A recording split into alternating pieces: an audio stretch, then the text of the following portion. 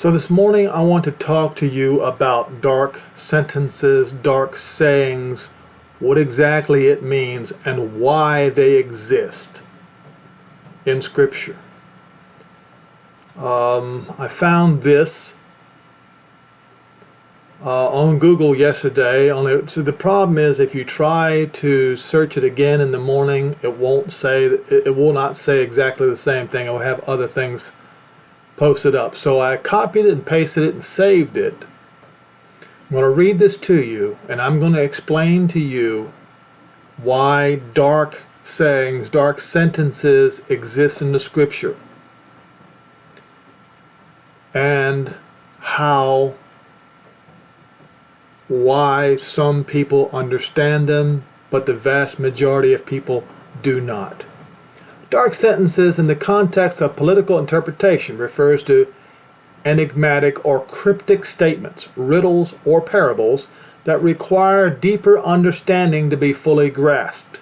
They are not simply sentences that are morally or ethically dark, but rather phrases that are veiled in mystery or ambiguity. Here's a more detailed explanation. The phrase dark sentences appear in the Bible, particularly in the book of Psalm and Daniel, often translated from Hebrew words meaning riddle, parable, or enigmatic sayings. They are not necessarily evil or sinister pronouncements, but rather passages that are not immediately clear or require interpretation. Examples in Daniel 8 verse 23, in reference to Antiochus IV. A king of fierce countenance who understands dark sentences is described referring to someone skilled in political intrigue and manipulation. And indeed, he was. He even deceived many of the Jews, causing them to become Hellenized. That's where his silver tongue came into play here. You can call it that today. In Psalm 49 verse 4 and Psalm 78 verse 2, dark sayings are mentioned referring to parables and hidden truths. The Queen of Sheba brought hard questions, which can be seen as dark sentences, to King Solomon to test his wisdom. Understanding dark sentences often involves looking beyond the literal meaning to find the deeper spiritual or symbolic significance. In essence, dark sentences in the Bible point to profound truths that are not readily apparent but require careful study and reflection for proper understanding. And that right there, folks, is key. And if you don't have time for it, or if you are too fat in the belly, I'll get to that in a minute, then this applies to you. And so I'm put forth an example, key to the bottomless pit. Okay? I talked extensively yesterday in the video, and the video before that about bottomless pit is actually abyssos, and it is referred to the abyssal zone between Rome and Greece. If you just go and look up where the abyssal zones are in the Mediterranean Sea, you will know. The word key in Galilean lingo is used quite loosely. For example, woe to you lawyers, for you have taken away the key of knowledge. You entered not in yourselves, and them that were entered you hindered. So the word key is many times used metaphorically. The bottomless pit, aka abyssos, is also likely used the same way as the abyssal zone of the Mediterranean Sea sits between Italy and Greece. So I ask you, how is it that I can unravel these dark sentences and your preacher cannot? And here is the basic number one answer. This is it right here. This is the big one, but there are more reasons. Paul said in Romans 11:26 that all Israel shall be saved when the time of the Gentiles is finished. Gentiles refuse to believe that, so it's their turn to have their eyes darkened. Now, what do you mean their turn to have their eyes darkened? You obviously did not read Romans 11, because if you did, you would already know. Now let's get started with Scripture. Now, not Jesus, Yehoshua.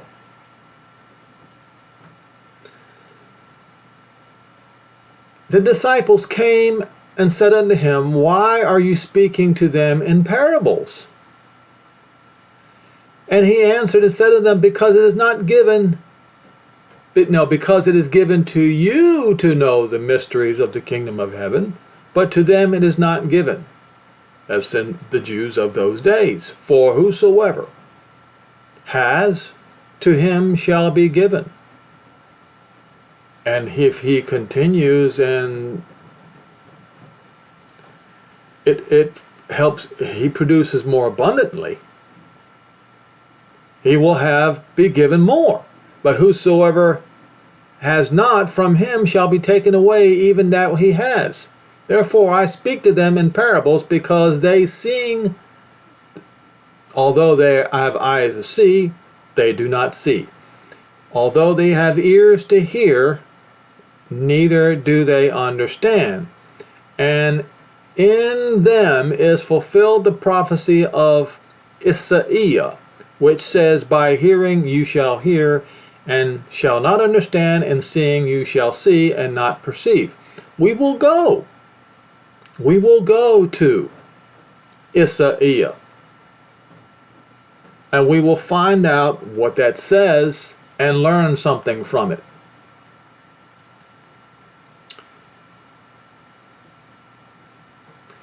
Verse 1, In the year of King Uzziah died, and I saw Adonai sitting upon a throne, high and lifted up, and his train filled the temple. Above it stood the seraphim. Each one had 6 wings. With 2 covered his face, and with 2 covered his feet, and with 2 flying.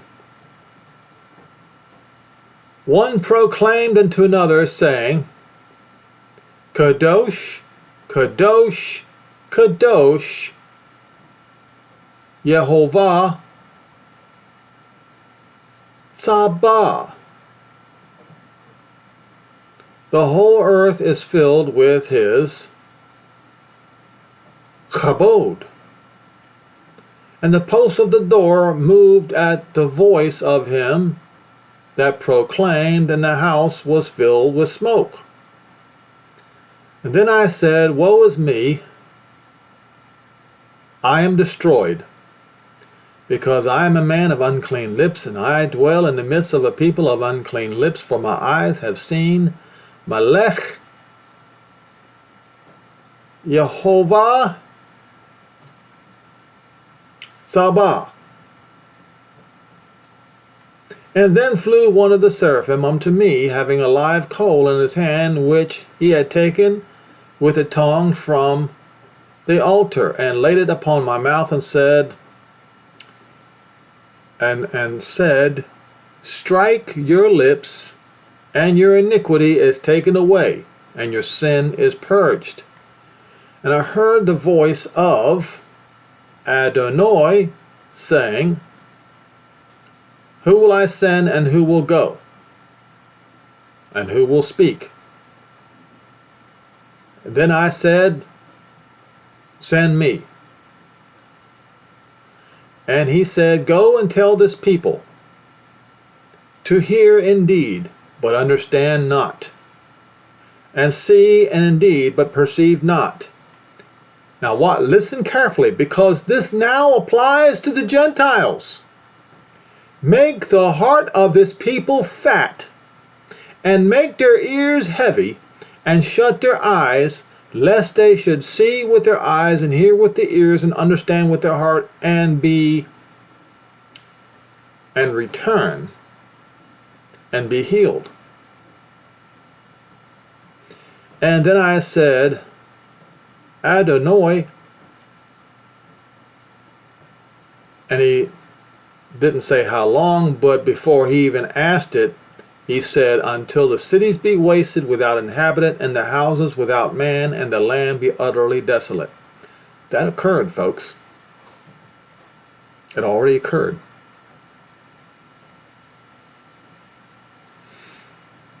You see, when Vespasian, Emperor Vespasian, went in there and took all the Jews in Jerusalem into captivity, some fled to the south, as Yehoshua was said to do. And after a certain amount of time, they came back. Hadrian came in around 135 years later and wiped them out too, so that this was fulfilled.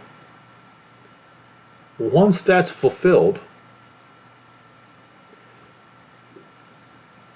that this statement right here has finished its course. Okay? Now, let's talk about dark sayings. And let's see what it says in Psalm 78. Hear, my people, my Torah. Incline your ear to the words of my mouth. I will open my mouth in a parable. In a proverb or parable, I will utter dark sayings, riddles of old, before time, from the prophets, to hear and to know. Our fathers have told us. Now, does it say we will not hide them from the children, showing the generation to come in praises of Jehovah and his strength and his wonderful works and he has done? Let's read on. Let's find out if it says will hide or will not hide. For he established a testimony in Jacob, appointed a Torah in Israel, which he commanded our fathers that they should make them known to their children, so that the generation to come, so at a generation to come, they might know, even the children which were born, who should arise and declare them to their children. So there's coming a time. And what time is that? We will go to Jeremiah 31, verse 31 through 34. Okay, just so we get context, folks. Okay, what time is that?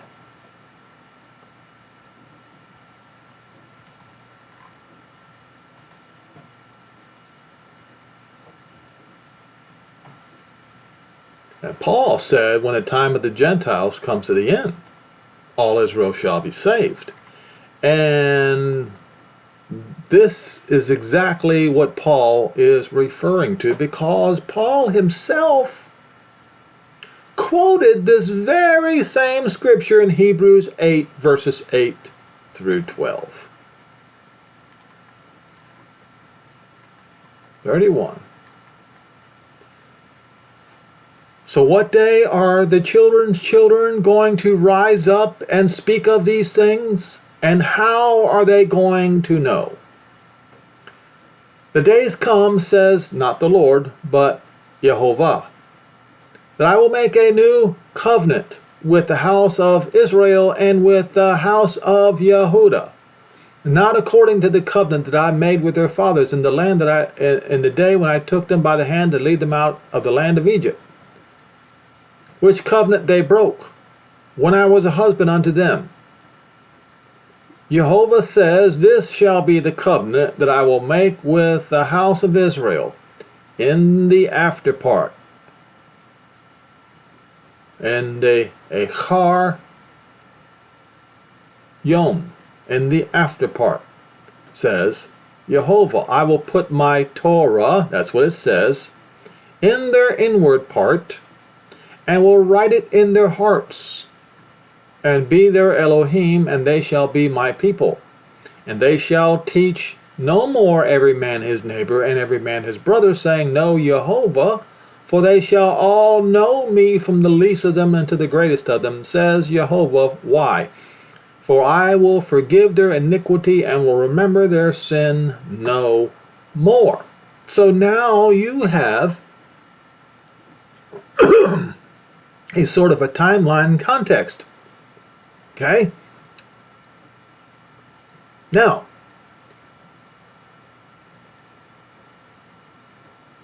we read in Psalm 78, make their heart fat.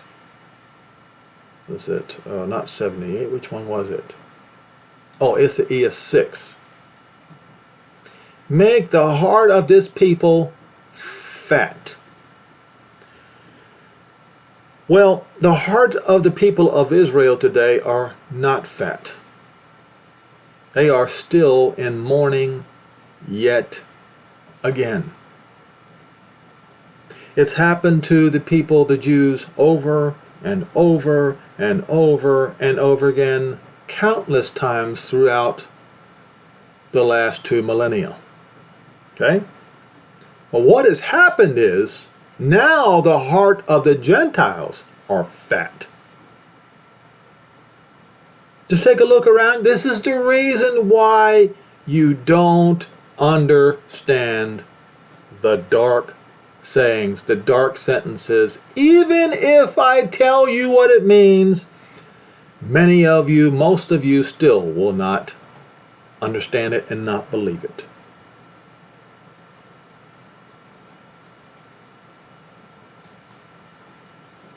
And more reasons why you will not understand it and not believe it. This is what Christianity today has become. Everything that is vile that Paul wrote about in Romans 1. Everything. This is what Christianity manifested itself as today. For the wrath of not God, we just read what his name is.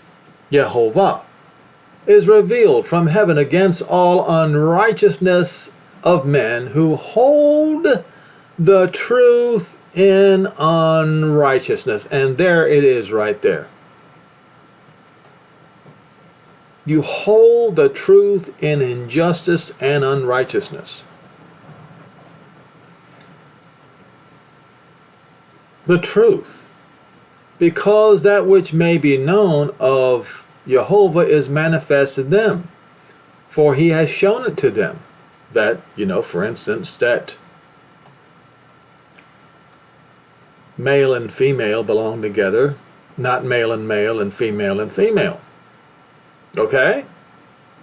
That is, but what does this society do today? They hold the truth, the basic knowledge of the truth in unrighteousness. How is a society who holds the truth in unrighteousness going to be able to understand the dark sayings in scriptures? It's not even possible.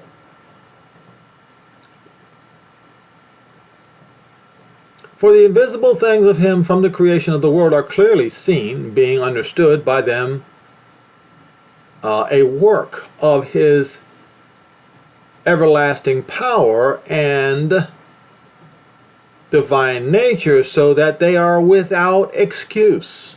And they still want to practice transvestitism and all this other sort of thing. Because that when they knew Yehovah, they glorified him not as Yehovah. They called him God instead. They called him something else. Neither were they thankful, but became vain in their imaginations.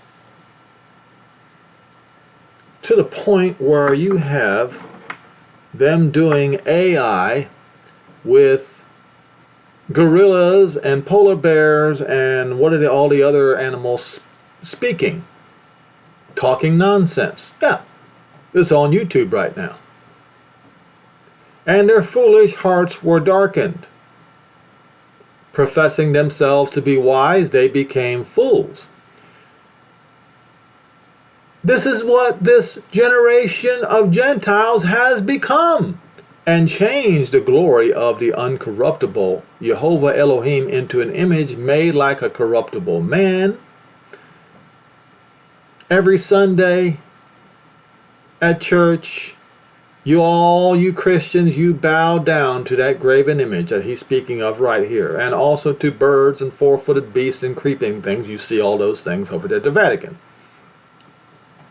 Because of this, Jehovah gave them up to uncleanness through the lust of their own hearts, to dishonor their own bodies between themselves, because they changed the truth of Jehovah into a lie.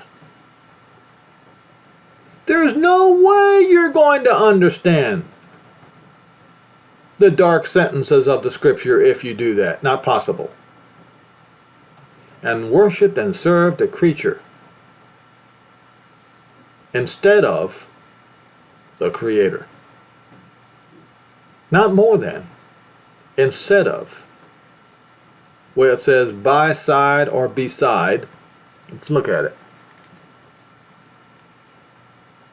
Above, against, above, at, before, by, contrary, contrary to. That's instead of. Okay.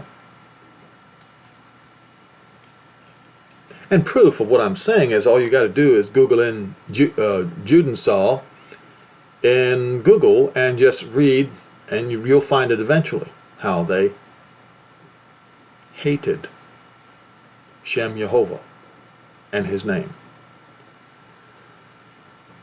Okay, so for this cause he gave them up to vile affections, for even their women did change the natural use in that which is against nature, and likewise also men, leaving the natural use of the women, burned in their lust toward one another.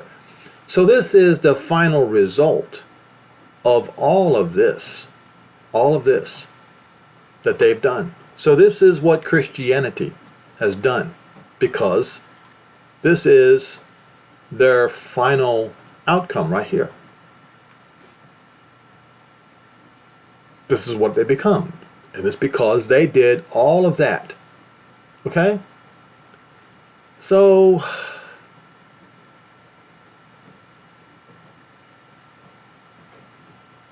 what reason did I have? Is it this? Oh, fat. So just as Israel's heart became fat in the days of ancient Israel, so have the Gentiles become fat. And their result will be the same. And after these things I saw another messenger come down from heaven, having a great power, and the earth was lit with his glory. And he cried mightily with a strong voice, saying, Babylon the Great is fallen, is fallen. Well, is that really ancient Babylon? These are dark sentences, folks.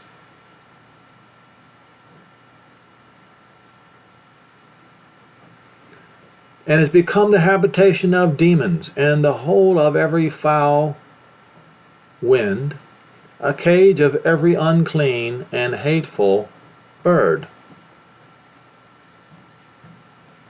Why birds? Warplanes? For, now I want you to read this carefully. Read it carefully. For all.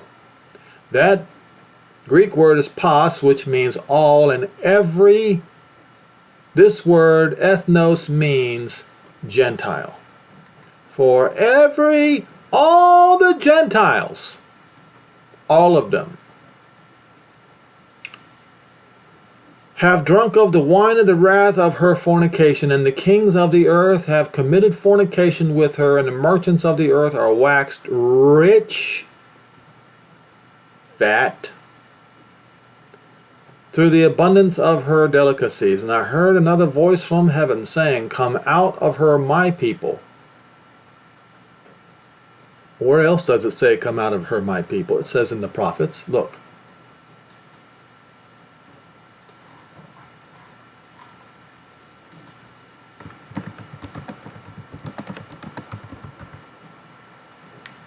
It's in Jeremiah also, 51:45. So who is this my people? All right? Who is this my people? I can get this pulled up.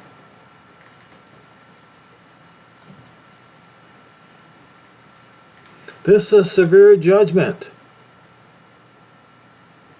upon Babylon for Israel, forsaken and Yehuda of Elohim, Jehovah of hosts, though their land was filled with sin against the Holy One of Israel. Flee out of the midst of Babylon and deliver every man his soul. Be not cut off in her iniquity, for this is the time of Jehovah's vengeance, and he will render unto her a recompense. So this is telling the Israelites to flee Babylon.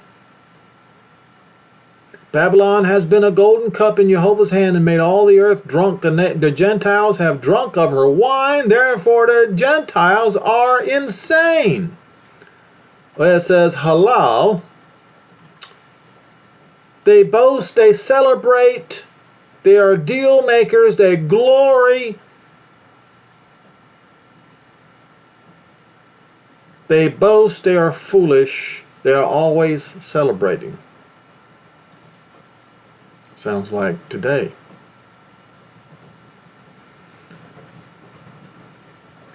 Babylon is suddenly fallen and destroyed. Howl for her and take balm for her pain.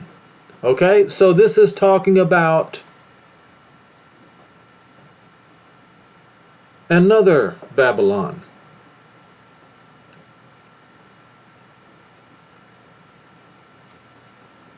Come out of her, my people. That's Israel.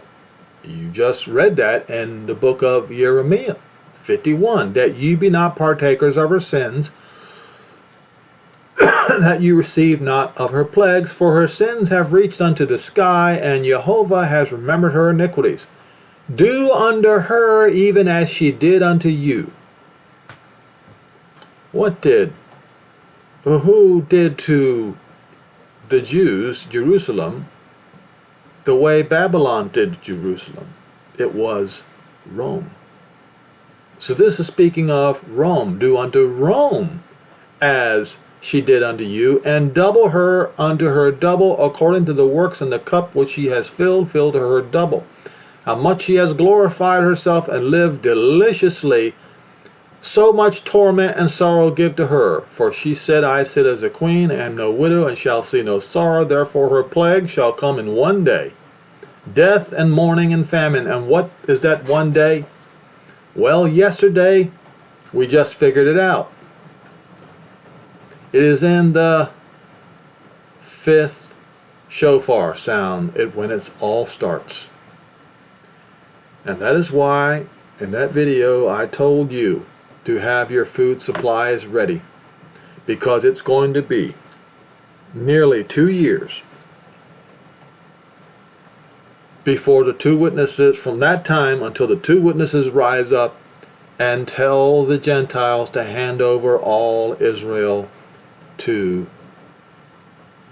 back to their own land. Now, why do you not understand this? It's time to do a little bit of inflection.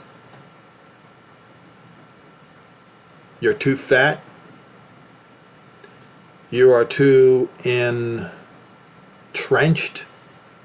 enchanted by this world, so that you can see, but you cannot see. You can hear, but you cannot perceive. That is the reason you are too entrenched in this world. It's time to do something about it before it's too late.